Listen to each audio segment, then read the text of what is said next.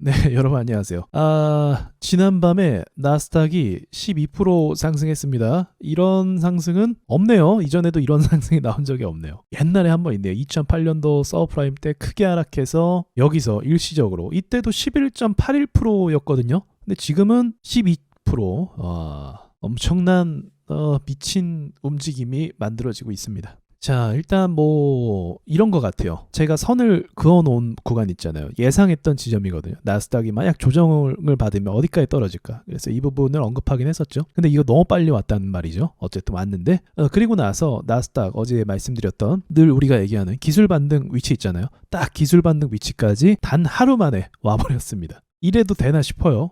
그리고 대외적으로는 갑자기 물론 이슈가 있는 거죠. 트럼프가 관세 유예를 함으로써 시장이 반겨서 올라왔는데 한 방에 지금 저항 자리에 도달했고 일단은 조정을 저는 예상을 합니다. 그리고 또 동일하게 우리나라 시장 역시도 코스피가 저항 자리에 도달을 했습니다. 얼마 전에 이탈했던 그 자리예요.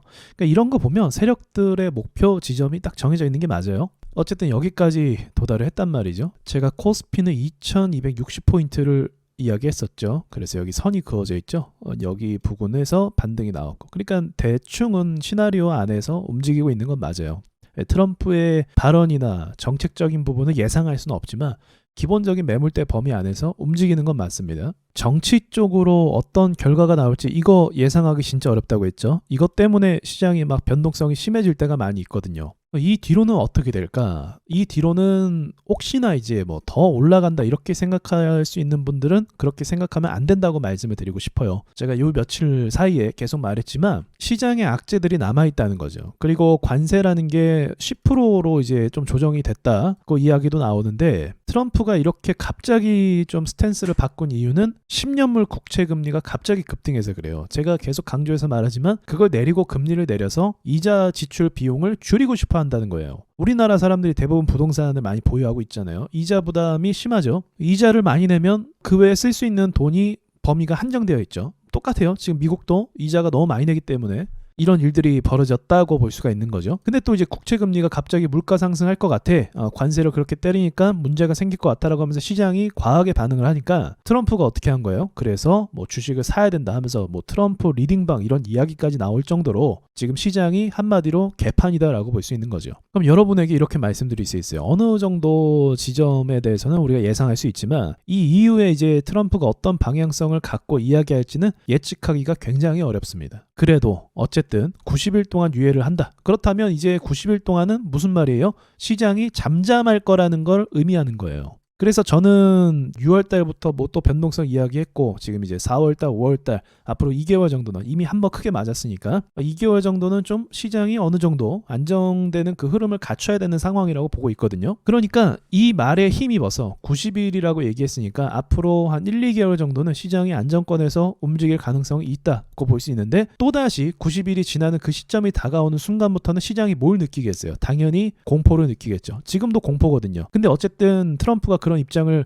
비췄으니까 공포심이 좀 잠잠해질 거란 말이에요. 그래서 이것은 기한이 정해져 있는 공포라고 볼 수가 있는 거죠. 그러니까 시간은 어쨌든 제한적인데 그 기간 안에 주식에서 어쨌든 저평가 주식을 사고 싶은 게 또 이 투자자들의 심리가 아니겠습니까? 그래서 그러한 힘에 힘입어서 어느 정도 올라올 수 있다고 볼 수 있어요. 그러나 1차적으로는 지금 저항대입니다. 살짝 조정을 받고 뭐 그다음 매수를 하고 그런 판단은 괜찮을 것 같아요.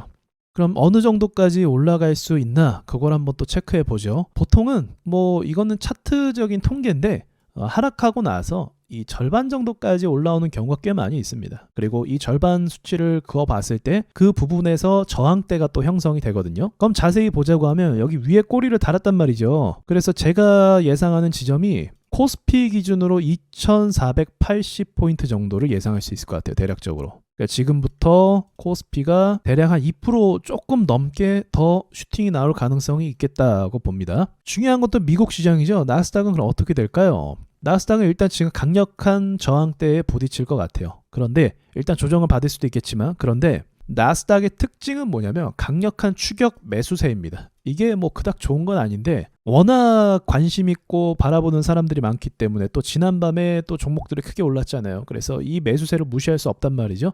추가 타가 붙을 가능성이 있어요. 그래서 이건 역시도 절반 정도를 좀 나누고 보자고 하면, 자, 이게 아주 틀린 분석은 아니라니까요. 이렇게 절반 정도를 나누면 대략적으로 저항대가 보여요. 그래서 18,000포인트까지는 갈 수 있겠다고 분석할 수 있어요. 여기가 강력한 매물대이기 때문에 여기서 아마 좀 많이 샀을 거예요. 추매 같은 거. 여기서 대응할 틈이 없었고 추가 매수를 들어온 자리이기 때문에 이 정도까지는 좀 열려 있겠다. 매물대가. 그러니까 여기 매물대는 상대적으로 좀 비어 있는 거죠. 그래서 기세만 받쳐주고 또 지금 90일 위에 어쩌고저쩌고 하니까 주식시장이 좀 어느 정도 좀 활성화될 가능성이 있단 말이죠. 그렇다면 저 지점을 예상할 수 있겠다고 생각을 합니다. 그래서 그런 걸 예상한 돈들이 들어왔는지 몰라도 엄청난 상승, 역사적으로 볼 수 없는 이런 상승이 나스닥에서 이루어졌다고 볼 수 있습니다. 한 가지 더 말씀드리면 나스닥이 왜 이 정도로 움직이냐, 지금 그만큼 투자자들이 이 나스닥이란 시장을 보고 있기 때문에 그런 거예요. 그러니까 보지 않으면 매수할 이유도 없겠죠. 떨어지든 말든 오르든 말든 볼 필요가 없겠죠. 근데 이것만 주목해서 보니까 너도 사고 얘도 사고 쟤도 사고 다 같이 사니까 이렇게 올라가는 거예요. 그만큼 관심이 많다는 거예요. 그래서 제가 나스닥 시장이